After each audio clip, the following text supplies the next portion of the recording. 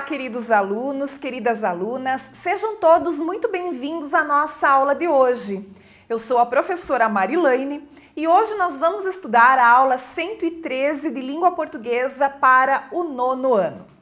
Para a aula de hoje, você vai precisar do seu caderno de língua portuguesa, caneta e lápis, borracha e apontador.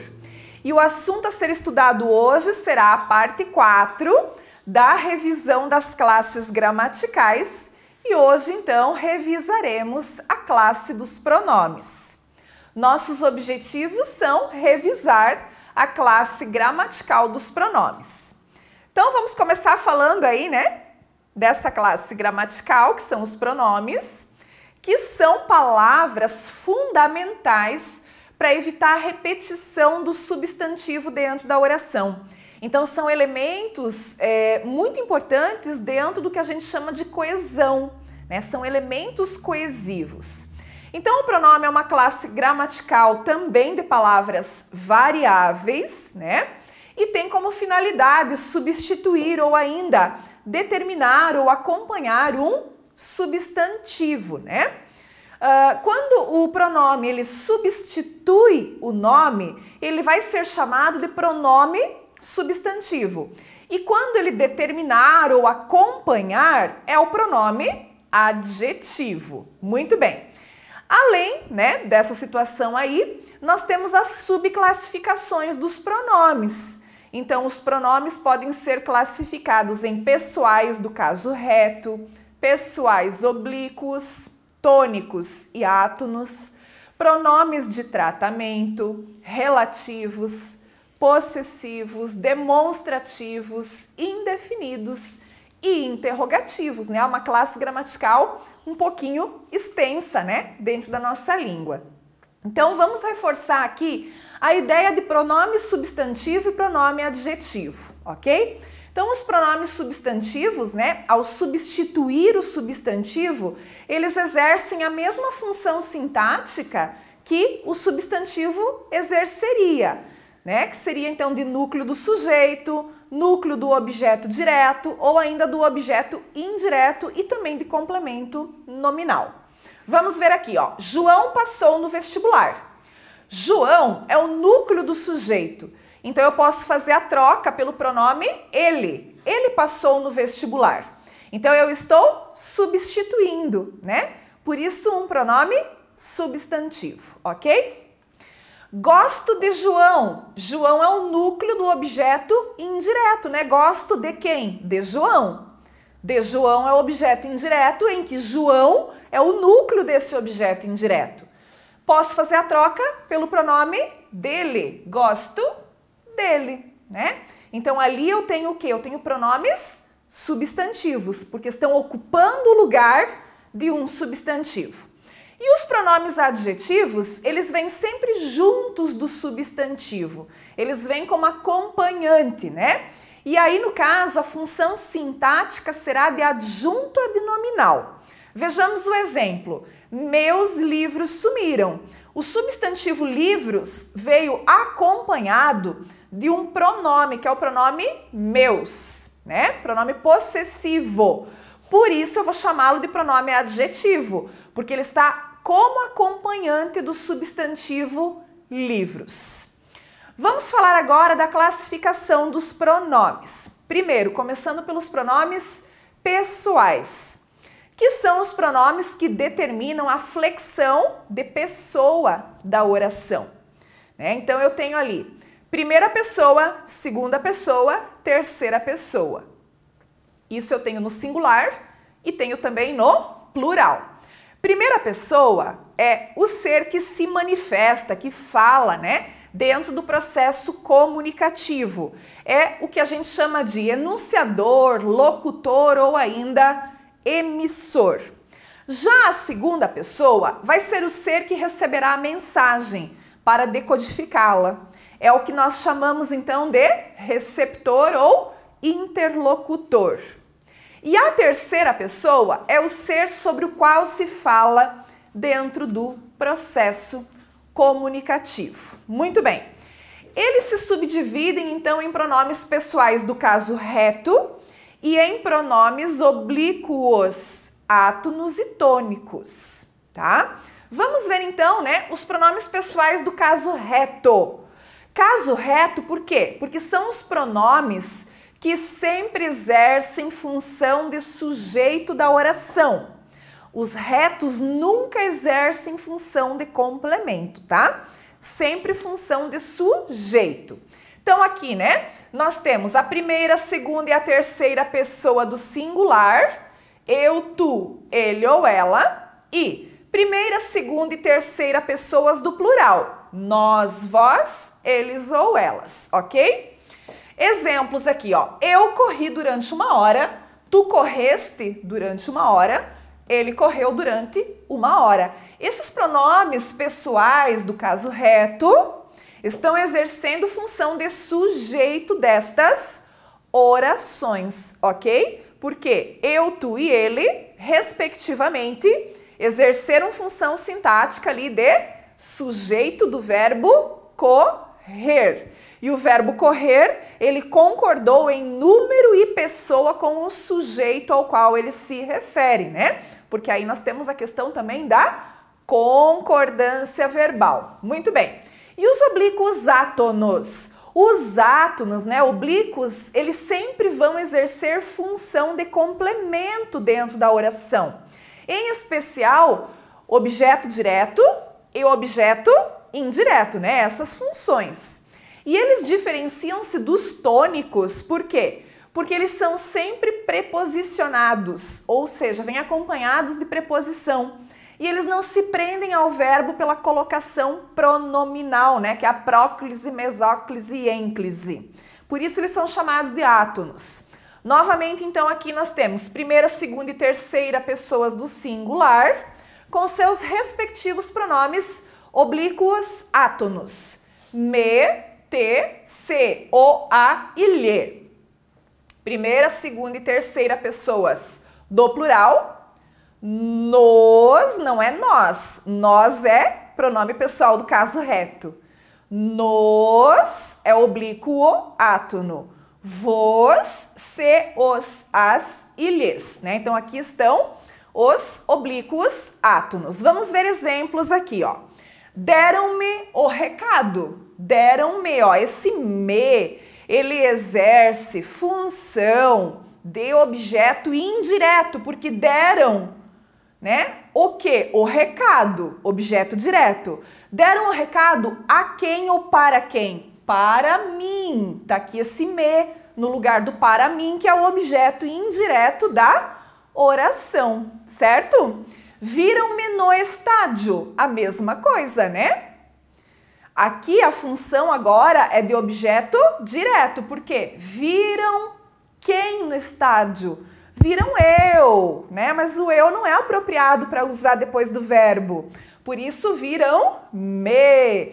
E esse me tem função de objeto direto e é um pronome oblíquo átono, ok? Muito bem. Os demais pronomes oblíquos átonos, eles podem exercer função de objeto direto ou ainda de objeto indireto, né? Agora, os pronomes o e a, os e as, eles só podem exercer função de objeto direto, ok? Então, ó, esses aqui sempre serão na função de objeto direto. E todos os outros, né? O lhe, o lhes, o me, podem exercer função de objeto indireto, certo? Vamos falar agora dos oblíquos tônicos. Então, como os átonos, né?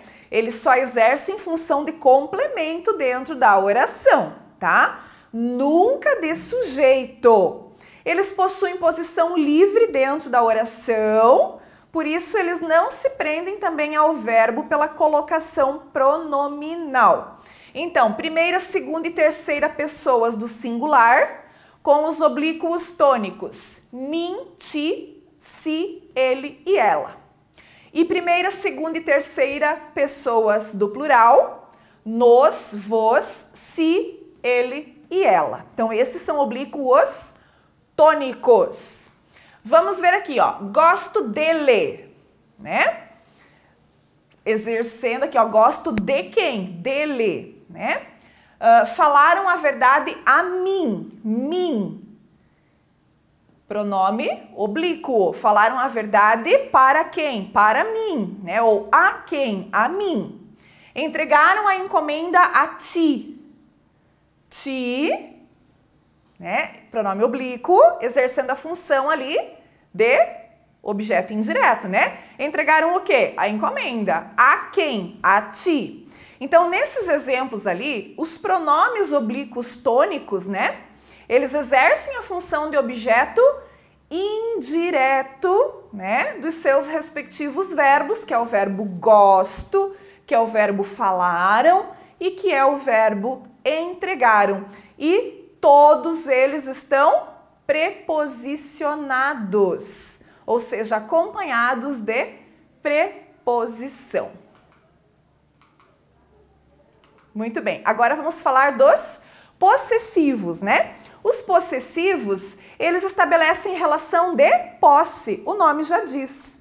Então, pronome possessivo indica posse, né? E sempre estará também relacionado às três pessoas do discurso.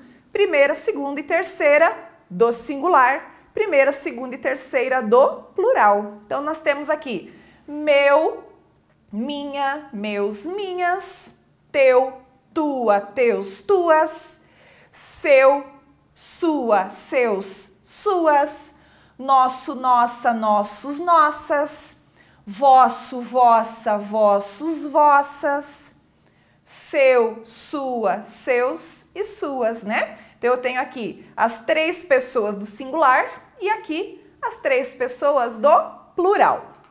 Pronomes relativos, né? São aqueles que, ao mesmo tempo, eles retomam o nome imediatamente anterior e substituem dentro de uma oração que a gente chama de subordinada adjetiva, que é uma oração que caracteriza, que define, que particulariza esse nome. Quais são os pronomes relativos? Ó? Que, o qual, a qual, os quais, as quais, quem, onde, aonde, de onde, cujo, cuja, cujos ou cujas, como e quanto, né? Então, estes são os pronomes relativos. Vamos ver exemplos do emprego do pronome relativo dentro da frase. Pegue os livros que estão sobre a mesa.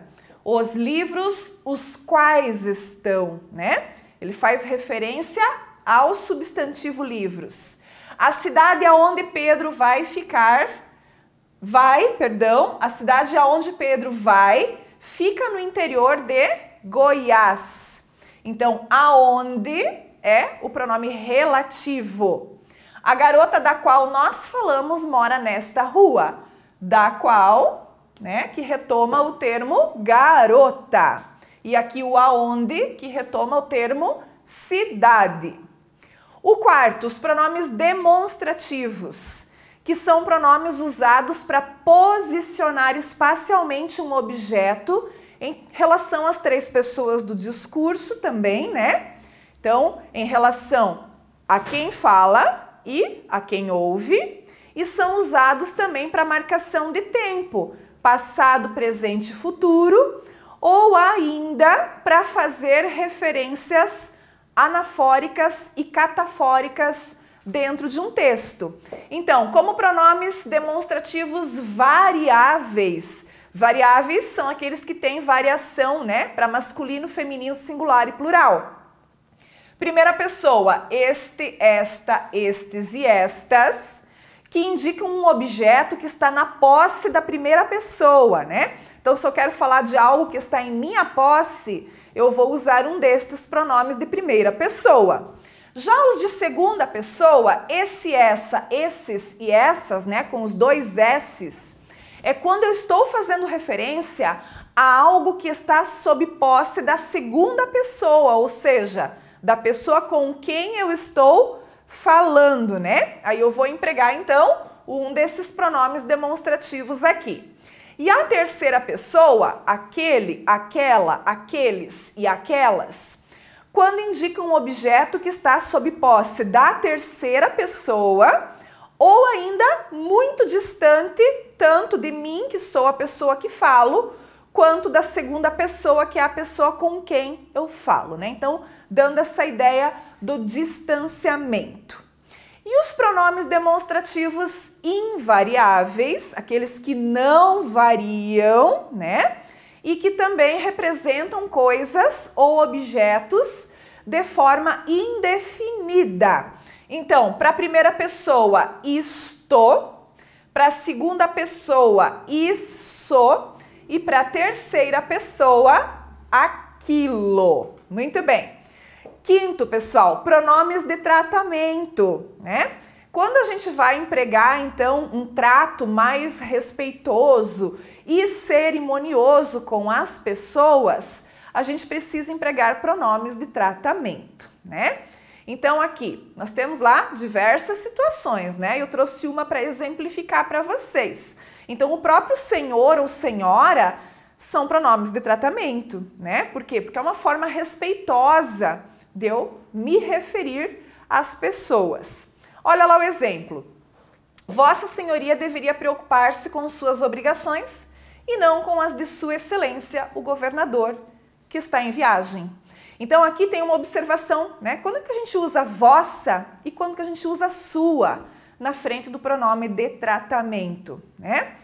Quando nós estamos falando com a pessoa, nos dirigindo a ela, nós sempre empregamos o vossa na frente, tá? E quando a gente vai falar de outra pessoa, aí a gente emprega o sua, né? Por isso que esse exemplo aqui tá bem claro, ó. Alguém está falando com uma pessoa e se referiu a ela como Vossa Senhoria.